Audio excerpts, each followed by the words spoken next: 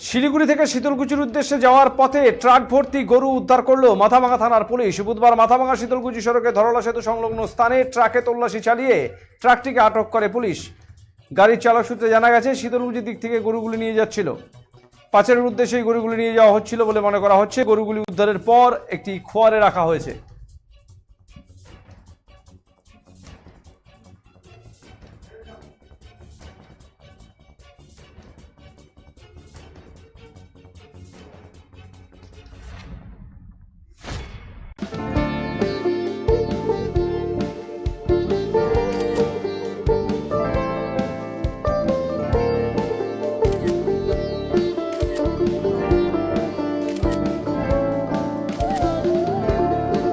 Kiara ma'am, shot ready.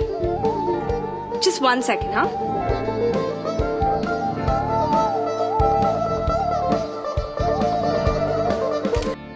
Simco Gold and Diamond, RRN Road, Old Post Office Para South, Coach Bihar.